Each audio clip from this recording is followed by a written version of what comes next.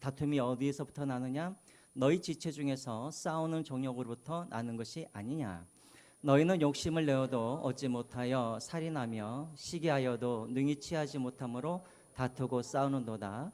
너희가 얻지 못함은 구하지 아니하기 때문이요 구하여도 받지 못함은 정욕으로 쓰려고 잘못 구하기 때문이라.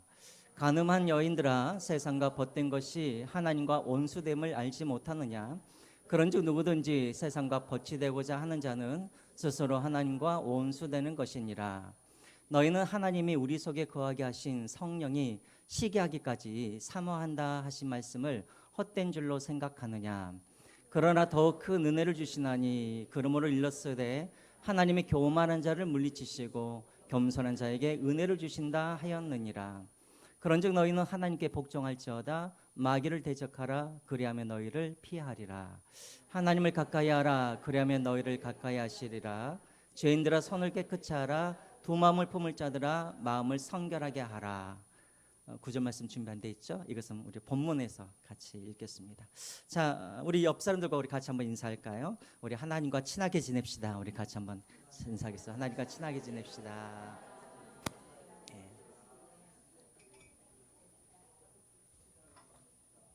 여러분 하나님과 친하게 지내고 계십니까?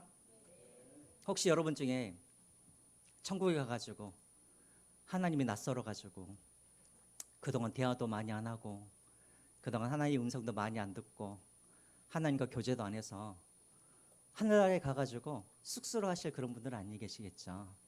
늘 이 땅에 계시면서 하나님을 가까이 또 하나님과 친하게 지내시는 저와 여러분들이 되시기를 주님의 이름으로 부탁드립니다.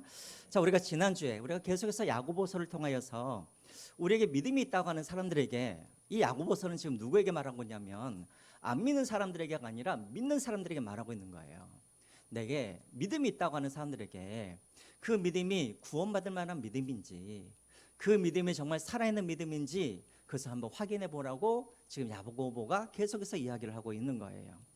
그래서 우리가 지난주에는 우리가 무엇에 대해서 말씀을 드렸냐면 지혜에 대해서 말씀드렸습니다. 지혜. 그렇죠? 그래서 우리 안에 지혜가 있다고 하지만 그것이 다 하나님께서 주시는 위로부터 오는 지혜는 아니라는 거예요. 점검해 보라는 거예요. 우리가 지혜가 있다고 하지만 어떤 지혜는 하나님께서 주신 지혜가 아니라 땅의 지혜, 또 마귀의 지혜, 또 정욕의 지혜도 있다라는 거예요. 그 목사님, 제 안에 지혜가 있는데 그 지혜는 마귀가 준 것인지 아니면 위로부터 내려온 것인지 어떻게 알 수가 있습니까? 야고보가 늘 하는 말이 있죠. 열매를 보면 알 수 있다는 거예요. 열매로. 그러니까 여러분 우리에게 지혜가 하늘로부터 온 것인지 마귀로부터 정욕으로부터 오는 것인지 우리가 어떻게 할 수가 있는가? 어떤 열매가 있어야 돼요? 화평이에요. 화평. 정말 하나님께서 내게 주신 그 지혜가 위로부터 온 지혜라고 한다면 그 지혜가 발휘되는 곳곳마다 무엇이 있냐면 화평이 있는 거예요. 싸움이 있다가도 또 갈등이 있다더라도 그 지혜가 발휘되어지면 거기에 갈등이 사라지고 화평이 있게 되어지는 거예요. 근데 반대로 마귀가 주는 그런 지혜는 가는 곳곳마다 그 지혜를 발휘할 때마다 뭐가 일어나요?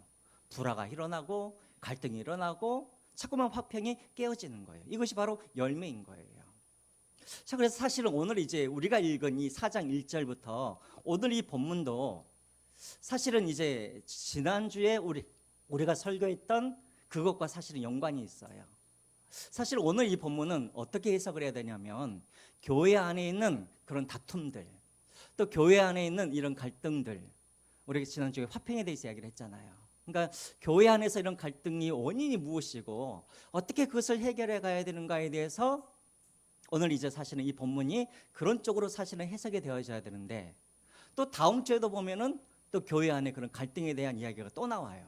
그래서 계속해서 그것만 우리가 다룰 수 없으니까 오늘 본문은 제가 교회 안에보다는 교회 밖에 우리가 어떻게 살아가야 되는가에 거기에 좀 더 초점을 맞춰서 오늘 이 말씀을 우리가 함께 나누겠습니다.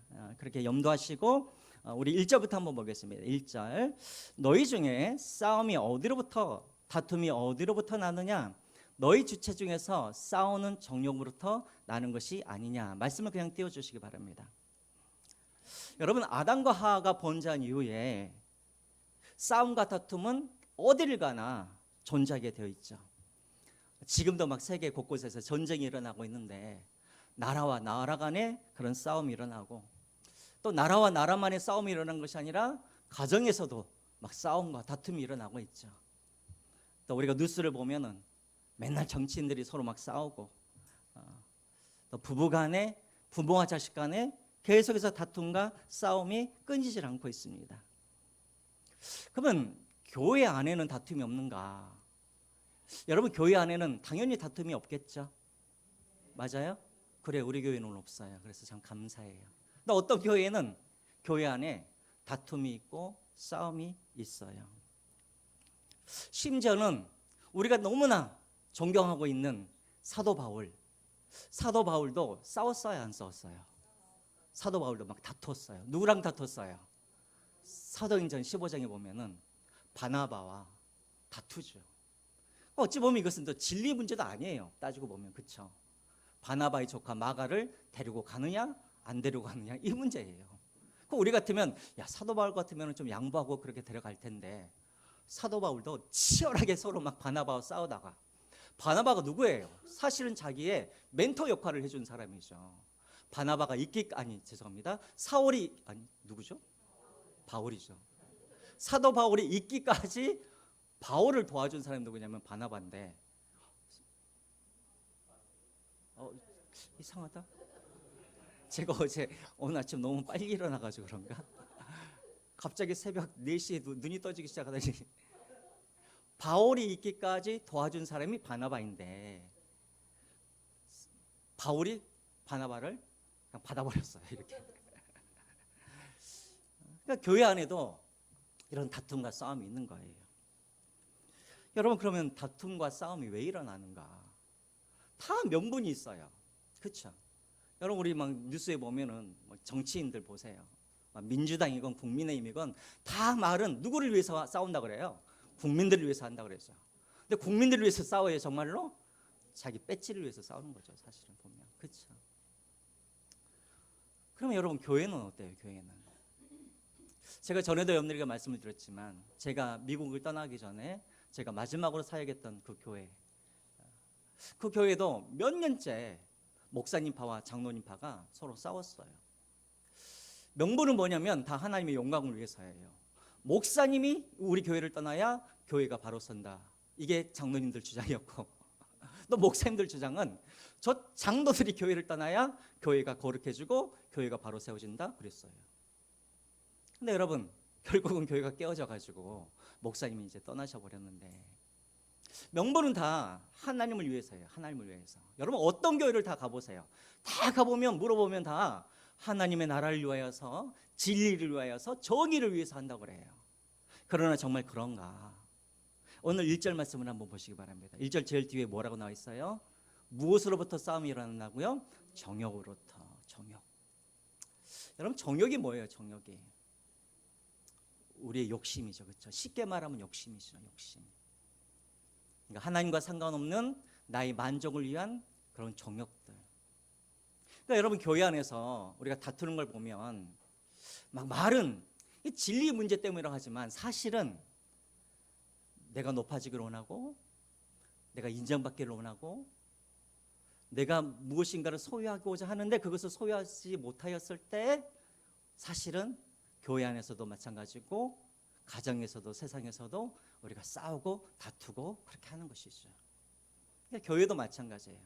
다 보면 다 진리를 위해서 서로 싸운다 하지만, 내가 불편하니까, 또 나를 인정해주지 않으니까, 나를 무시한 것 같으니까, 다 들여다보면 뭐 때문이에요? 내 정욕 때문에 그러는 거예요. 정욕 때문에. 그러니까 요즘에 그런 말이 있죠. 요즘은 배고픔 때문에 싸우는 것이 아니라 배 아파서 싸운다는 말이 있죠. 그러니까 70년도 80년도까지는 배고픔 때문에 우리가 치열하게 그렇게 싸웠다면, 지금은 배가 고파서가 아니라 배가 아파서. 그렇죠? 남들이 잘 되는 걸 못 보고 내가 높아져야 되는데 그러지 못해서, 그래서 싸우는 경우가 많다라는 거예요. 자, 그러면 여러분, 내가 원하는 것이 있으면 싸우지 말고 그냥 그것을 이루면 되잖아요. 근데 왜 싸워야 되는 거예요? 2절 한번 보시기 바랍니다. 2절. 너희는 욕심을 내어도 얻지 못하여 살인하며 시기하여도 능히 취하지 못함으로 다투고 싸우는도다. 너희가 얻지 못하면 구하지 아니하기 때문이요 구하여도 받지 못함은 정욕으로 쓰려고 잘못 구하기 때문이라 라고 되어 있습니다. 3절 말씀에 나와 있죠. 여러분, 그래요. 우리가 어떤 일에 욕심이 생겨요? 높아지기를 원하고 인정받기를 원하고 또 내가 소유하기를 원하는 것. 근데 내가 그것을 원한다 그래서 욕심을 부린다 그래서 내가 그것을 가질 수만 있다고 한다면 굳이 우리가 싸울 필요가 없겠죠. 그렇죠? 근데 중요한 건 뭐냐면 내가 바라고 원하고 욕심을 내어도 그것을 얻을 수가 없으니까 그래서 어떻게 하는 거예요? 그것을 얻기 위하여서 뭘 합니까? 살인도 하고. 여기서 말하는 이 살인은 진짜 사람을 죽인다는 말이 아니라 어떤 의미일까요? 분노하고 그리고 저 사람들의 영혼을 막 상처를 입히고 이런 살인을 말하는 거예요. 마음으로 사람을 죽이기도 하고 또 시기하고 질투하고 그래도 얻지를 못하니까 어떻게 해요? 서로 싸우고 다투고 그러면서까지 얻으려 한다라는 거예요. 그러면 우리가 지금 이 본문의 말씀은 믿는 사람들에게 하는 거잖아요. 그러면 이렇게 하면 되잖아요. 아니, 하나님께 구해서 얻으면 되잖아요. 자, 그런데 여러분, 하나님께 왜 구하질 않을까요? 왜 구하지 않아요? 부끄러우니까 구할 수 없는 거예요. 생각해 보세요. 하나님, 제가 교회 안에서 높아지고 싶은데 하나님 높여주세요. 기도할 수 있어요, 없어요? 못하는 거예요. 하나님, 제가 교회에서 인정받고 싶고 장로가 되고 싶은데 하나님 그렇게 해주세요. 우리가 얼굴이 두껍지 않는 한은 우리가 그렇게 하나님 앞에 구하지를 못하는 거예요. 또 혹 우리가 그것을 구하여도 하나님께서 그런 기도를 들어주셔야 안 들어주셔요? 들어주지 않은 거예요.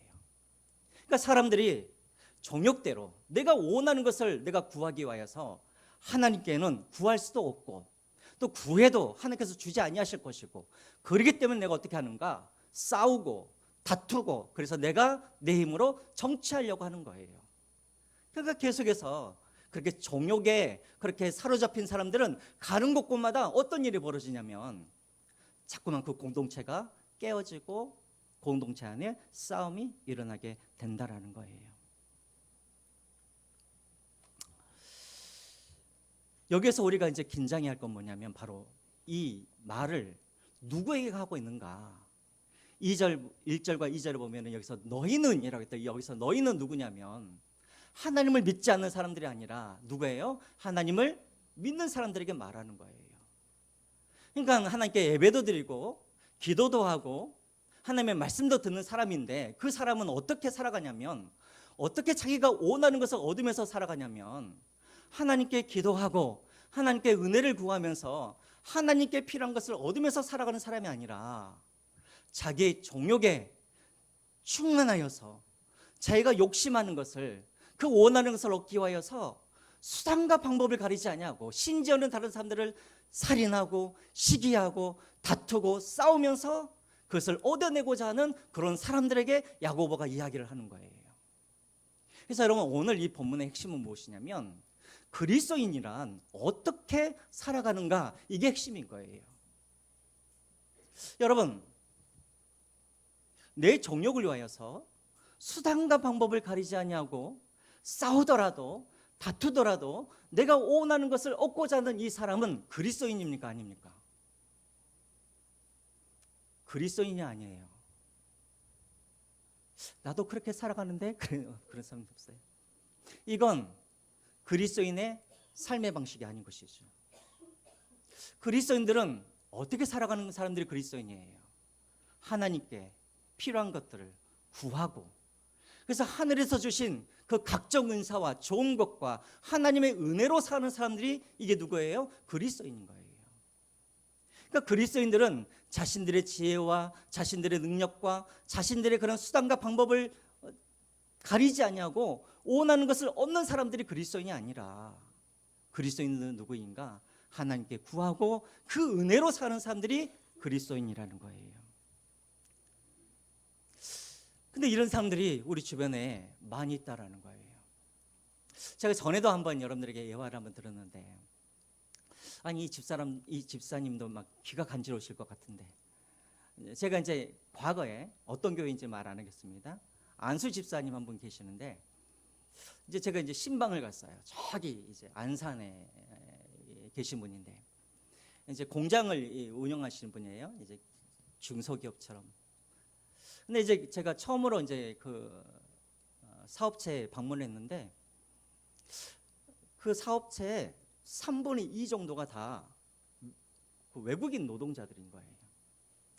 그래서 이제 제가 이제 그 집사님이 사실은 이제 식사하러 오라 그래가지고 제가 이제 간 건데, 기왕에 갔으니까 그럼 집사님 우리 이제 같이 사무실에서 이제 예배를 드리자고 했더니, 그 안수 집사님이 국구 막 사양을 하는 거예요. 목사님 예배 드리지 말고 그냥 간단하게 기도만 해주시라는 거예요.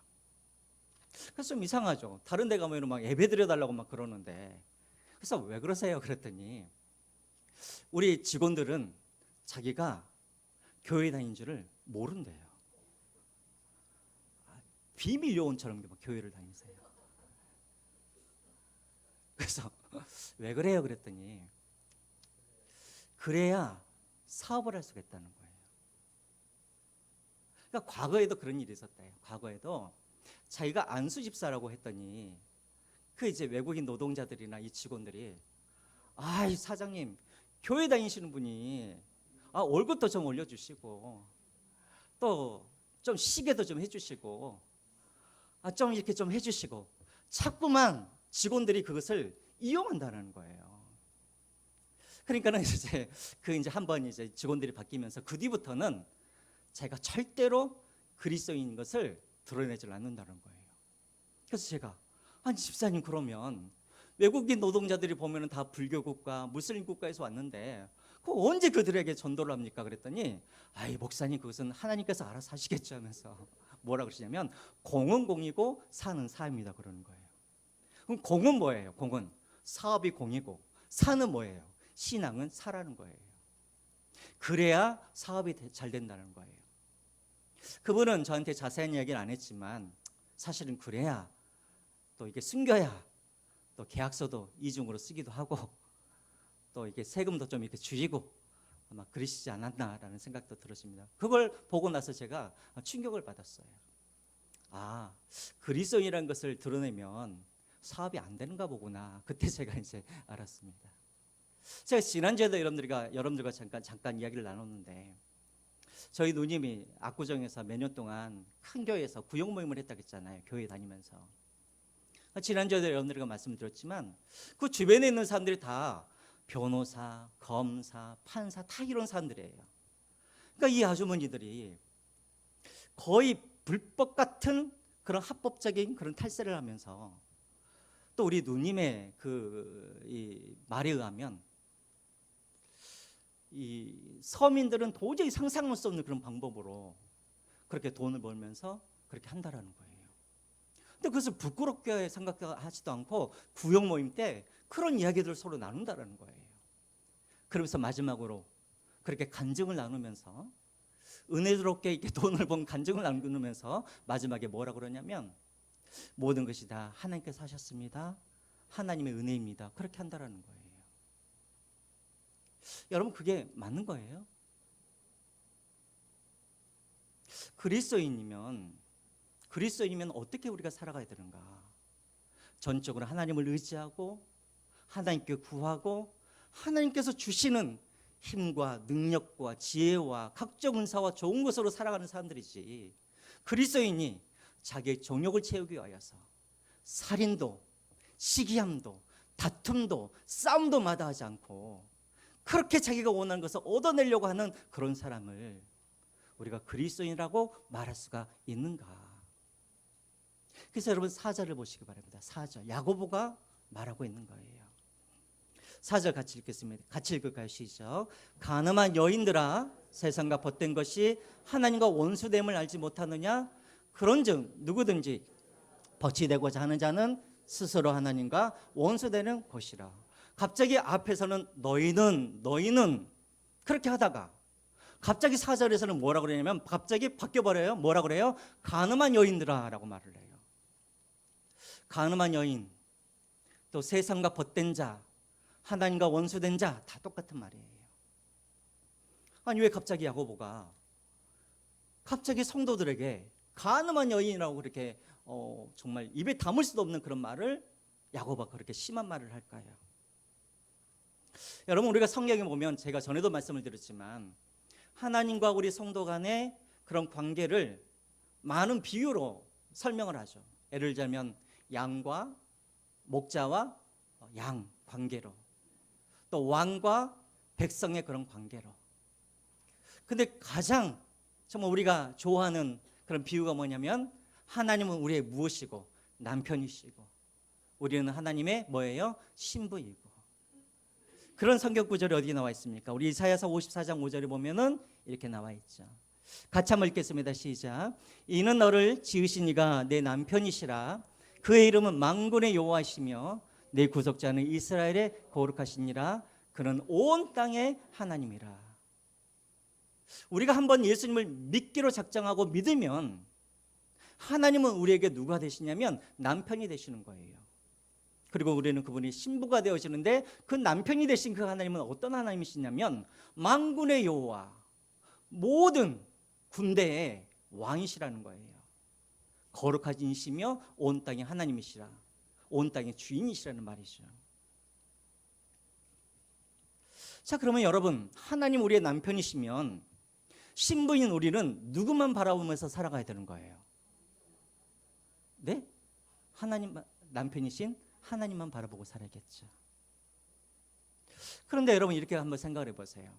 우리 남편은 명품백 하나 사달라고 그랬더니 절대로 안 사주는 거예요.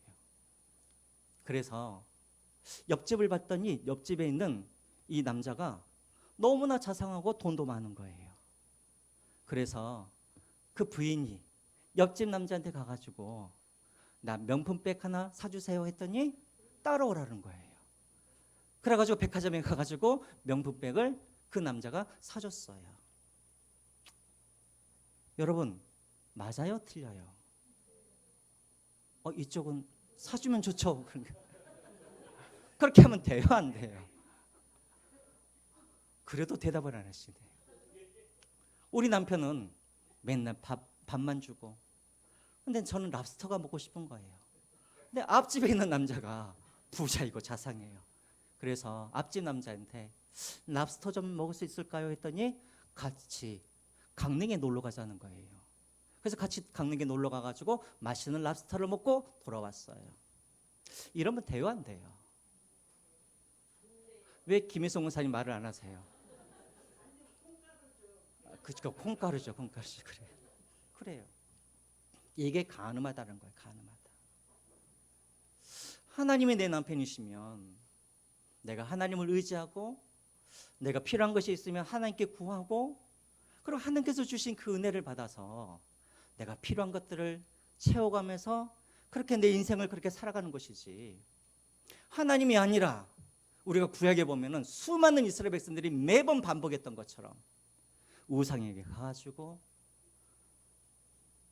절하고, 그래서 그것으로부터 이렇게 자기가 원하는 것들을 얻어내고, 이것은 하나님 오셨을 때는 그게 뭐예요? 간음한 거예요. 그것이 바로 세상과 법하는 자요, 그런 사람들은 하나님을 배신하는 자라는 거예요. 지금 야고보가 하는 말이 그거예요. 내 정욕을 위하여서 하나님께 구하지는 않고, 또 하나님께 부끄러워서 구할 수도 없고, 그래서 내 정욕을 위하여서 싸우고 다투고, 그래서 수단과 방법을 가리지 않냐고 내가 원하는 것을 얻는 이런 사람들은 정확하게 말하면 그리스도인들이 아니라 그 사람은 간음한 자요, 세상에 벗치요, 하나님을 배신한 자라고 야고보가 지금 그렇게 말하고 있는 거예요.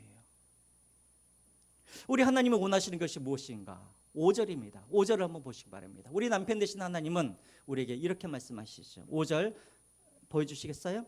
우리 같이 한번 읽겠습니다. 시작. 너희는 하나님이 우리 속에 거하신 성령이 시기하기까지 사모한다 하신 말씀을 헛된 줄로 생각하느냐? 헛된 줄로 생각하느냐? 이것이 그냥 헛된 말이라고 생각하느냐? 무슨 말이에요? 하나님은 우리를 사랑하시되 우리 하나님은 질투하시는 하나님이에요. 시기하시는 하나님이에요. 그러니까 여러분 한번 생각을 해보세요. 내 아내가 나에게 구하지 않고 옆집 남자, 앞집 남자한테 가가지고 명품백 사주세요. 무슨 맛있는 거 사주세요. 자꾸만 옆집 남자, 앞집 남자와 그렇게 가까이 지내면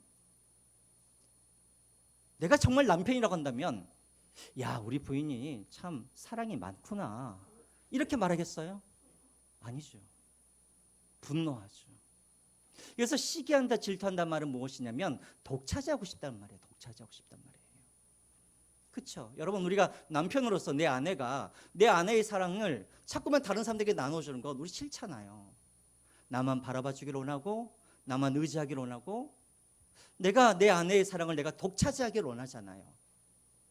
이게 바로 하나님의 마음이라는 거예요. 여러분, 우리 하나님은 여러분들 각 사람들에게 우리 하나님이 뭘 원하시냐면 나만 바라봐 주기를 원하고 나만 의지해 주기를 원하고 나만 사랑하기를 원하고 나에게 구하면 구하는 것을 내가 주고 그렇게 해서 부부처럼 그렇게 살아가기를 원하신다라는 거예요. 근데 자꾸만 우리는 나의 정욕을 위하여서 하나님이 아닌 다른 것에 사랑하고 의지하고 구하고 그렇게 살아가는 그런 사람들이 있다라는 것이죠. 그럼 여러분, 어떤 사람들이 정욕을 쫓아가고 어떤 사람들이 하나님의 은혜를 구하면서 살아갈까요? 6절에 나와 있습니다. 6절을 같이 한번 읽어보겠습니다. 6절 시작. 그러나 더 큰 은혜를 주시나니 그러므로 일렀으되 하나님의 교만한 자를 물리치시고 제게 은혜를 주신다 하였느니라. 여러분, 정욕을 쫓아가는 사람들은 어떤 사람인가? 바로 교만한 사람이에요. 교만한 사람. 여러분, 교만한 사람이 어떤 사람일까요? 우리가 오해하지 마세요. 성경에서 말하는 교만한 자라는 어떤 자를 말하냐면 하나님 없이 살고자 하는 사람들이 교만한 사람인 거예요. 이게 바로 성경에서 말하는 교만이에요. 그래서 이걸 처음 이 교만한 죄를 지은 사람이 누구냐면 아담과 하와죠. 그렇죠? 아담과 하와가 하나님처럼 되려고 했어요. 왜 하나님처럼 되려고 했을까요? 더 이상 하나님으로부터 독립하고 싶으니까. 하나님을 왕으로 섬기지 않냐고 내가 왕이 되어서 내가 하나님으로부터 독립해서 내 힘으로 살고 싶으니까 그래서 선악과를 먹는 거잖아요. 교만 있는 건 뭐냐면 하나님 없이도 살고 싶은 것이 교만인 거예요. 하나님의 은혜 없이도 하나님께서 나를 도와주시지 아니하셔도 나는 잘 살 수 있다라고 믿는 사람들이 교만한 사람들이에요. 그래서 교회 밖에 있는 사람들이 왜 교회에 나오지 않는가? 하나님이 필요 없거든요.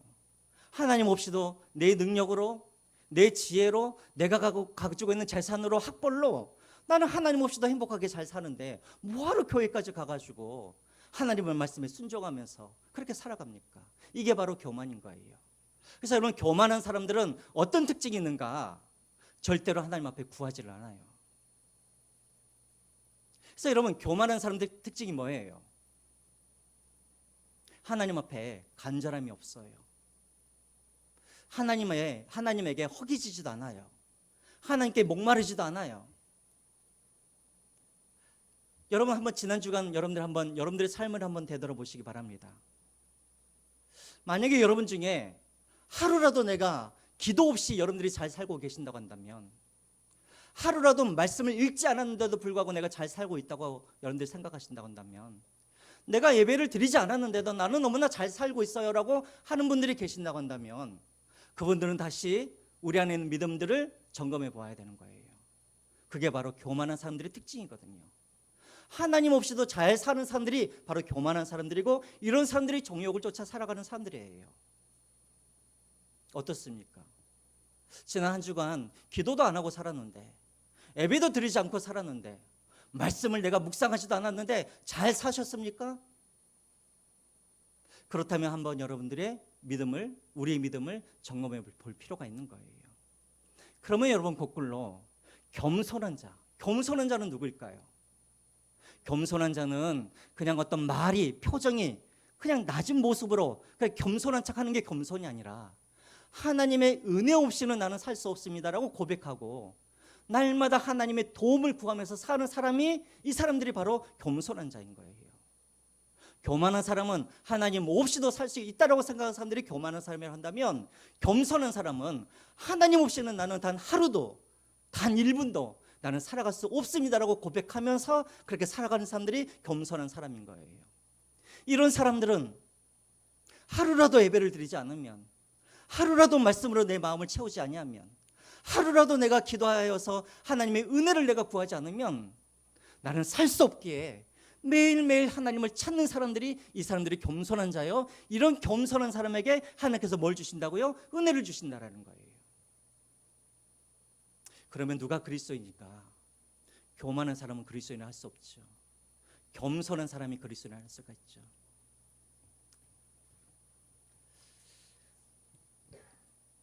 그래서 여러분, 지난 한 주간, 아니면 지난 한 달, 지난 1년을 여러분들 한번 되돌아보시기 바랍니다. 난 기도하지도 않았는데, 말씀도 읽지도 않고, 예배도 드리지도 않고, 하나님의 은혜도 구하지 않고, 그럼에도 불구하고 사업도 잘 되니까, 내 자녀들 하는 일 다 잘 되니까, 또 무병장수하고 건강하고 잘 사니까 나는 잘 살고 있다고 그렇게 착각한다고, 그렇게 살고 있다고 한다면, 그런 사람과 세상 사람들과 다른 게 뭐가 있어요? 그러면 그 사람에게 그리스도인이라고 말할 수가 없는 것이죠. 만약에 우리 가운데 정말 정욕으로 내가 쫓아가면서, 내가 수단과 방법으로 내가 원하는 것을 취하면서 하나님 도움 없이도 나는 잘 살고 있다는 분들이 혹 우리 교회는 없지만 그런 분들이 계신다고 한다면 7절과 8절 말씀을 다시 한번 우리가 유념하면서 읽었으면 좋겠습니다. 우리 7절과 8절 보겠습니다. 우리가 어떻게 하면 정욕을 떨쳐버리고 우리가 하나님, 겸손하게 하나님을 구하면서 살아갈 것인가? 4가지가 있습니다. 4가지. 첫 번째 7절 읽겠습니다. 시작. 그런즉 너희는 하나님께 복종할지어다. 마귀를 대적하라. 그러면 너희를 피하리라. 8절. 하나님을 가까이 하라. 그러면 너희를 가까이 하시리라. 죄인들아 손을 깨끗이 하라. 두 마음을 품은 자들아 마음을 성결하라. 4가지를 야고보가 이야기를 하죠. 첫 번째는 뭐예요? 하나님께 복종하라. 하나님께서 말씀하시면 자꾸 내 상황과 내 형편을 가지고 내가 복종할까 말까, 이게 아니라 그냥 순종하라는 거예요. 하나님, 그 말씀은 이해가 안 되는데요. 사업은 사업이고 신앙은 신앙이고 공과 사를 구분해야지. 무슨 신앙을 사업장에다가 그렇게 가지고 와가지고 그렇게 합니까? 그럼 사업이 됩니까? 이러지 말고 하나님께서 말씀하시면 복종하라는 거예요. 여기서 말하는 이 복종은 군대 용어예요. 군대 용어. 여러분, 하나님을 자꾸만 내 판단으로 내가 순종할지 말지, 내가 순종할 수 있을지 없을지 판단하지 마시고, 군대에서 상관이 명령하면 이해가 되지 않더라도 순종했던 것처럼 먼저 순종하시기 바랍니다. 거짓말 하지 말라고 그러면 거짓말 하지 마시고, 거짓말하다가 하나님 손해보면 어떡합니까? 걱정하지 말라는 거예요. 내가 지금 이 기회를 내가 놓쳐버리면 내가 2억 3억이 하나님 손해보는데, 그럼에도 불구하고 내가 조금만 싸우면, 내가 조금만 좀 저 사람에게 내가 좀 이렇게 겁을 주면 2억 3억이 나한테 떨어질 것 같은데요. 그러지 말라는 거예요. 하나님이 책임져 주겠다는 거, 복종하라는 거예요. 두 번째로는 마귀를 뭐 하라고요? 대적하라. 여러분들이 복종하려고 그러면 마귀가 가만히 있나요? 절대 아니죠. 여러분들이 순종하면 그 순종하는 그 자리가 하나님의 나라가 세워지고 사단의 나라가 무너지는 그 순간인데, 마귀가 가만히 있겠습니까? 아니죠. 계속해서 유혹하죠. 야, 하나님께 기도한들 언제 하나님이 너한테 그 기도 들어주신 적 있더냐? 네가 이 기회를 놓쳐버리면 평생 가난하게 살고 평생 집 없이도 살고 그럴 텐데 이 기회를 잡아야지. 마귀는 계속해서 우리에게 도전하는 거예요. 그때 어떻게 하라고요? 마귀를 대적하란 말이에요. 대적하란 말이에요. 뭘로? 말씀으로, 기도로. 그래서 8절 말씀이 나오는 거예요. 하나님을 뭐 하라고요? 가까이 하라는 거예요. 하나님을 가까이 하라. 그래서 여러분, 어떤 분들은 그래요. 기도하라 그러면 목사님, 질이 중요하지 양이 중요합니까? 그런 분들이 있어요. 맞아요. 하나님 앞에 올바른 기도를 집중적으로 하는 것이 중요하긴 합니다.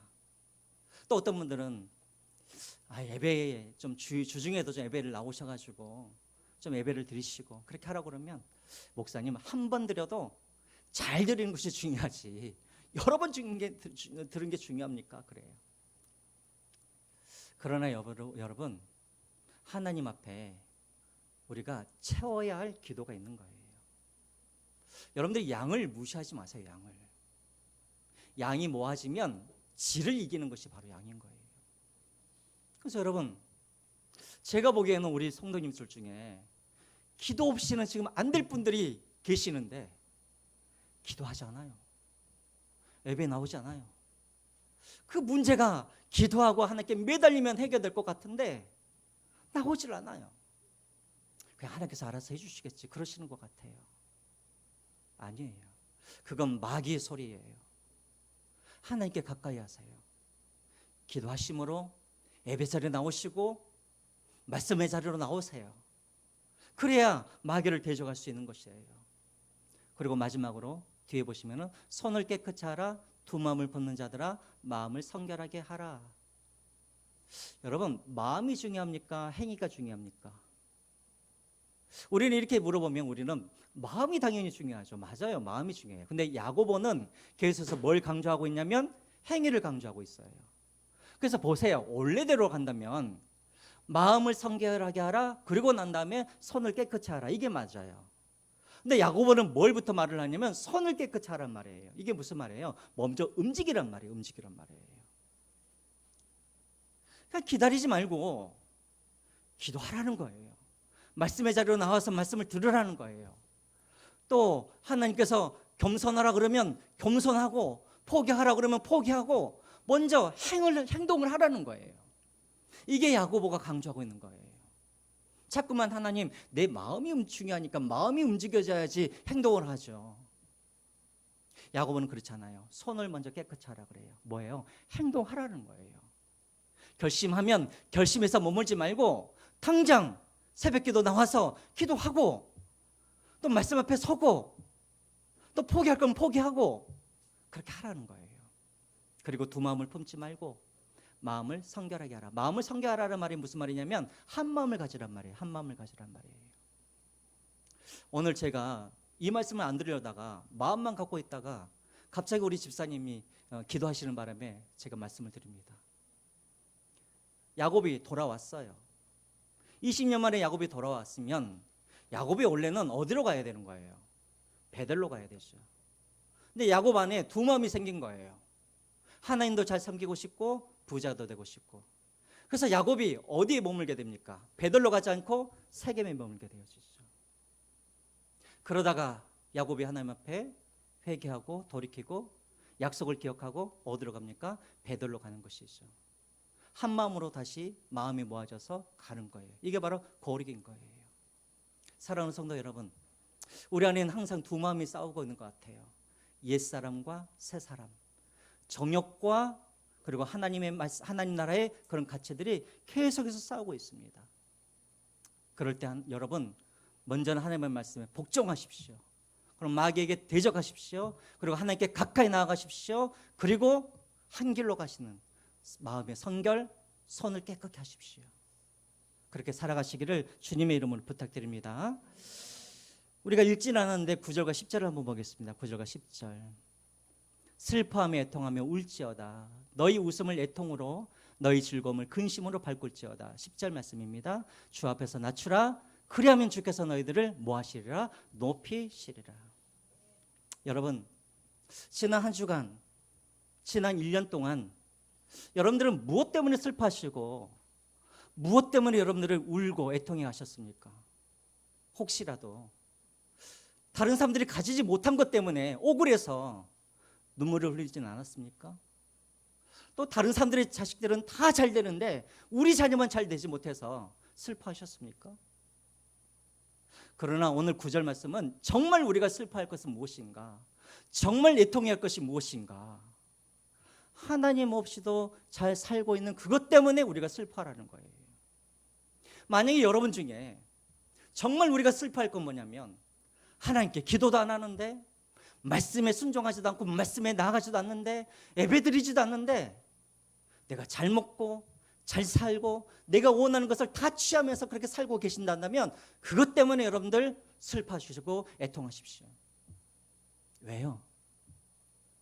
바로 그 사람이 가늠한 자이기 때문에 그렇습니다. 정말 그리스도인들이란 무엇인가? 슬퍼할 것을 슬퍼하고 기뻐해야 될 것을 기뻐하는 것이 그리스도인인데 우리는 어떻게 해? 슬퍼할 것들을 기뻐하고 있고 정말 기뻐할 것들을 슬퍼하고 있는 그런 우리의 모습은 아닌지 이 시간 다시 한번 하나님 내게 겸손한 마음을 주셔서 주의 은혜 없이는 나는 살 수 없습니다. 그래서 늘 주의 은혜를 구하고 그래서 날마다 그 하나님께 가까이 나아가 하나님께서 주시는 그 도우심과 은혜와 각종 좋은 것으로 그렇게 살아가시는 하나님이 은혜 주시지 않으면 나는 죽습니다라고 이런 고백과 그런 삶으로 그렇게 살아가시는 저와 여러분들이 되시기를 주님의 이름으로 부탁드립니다. 우리 찬양하고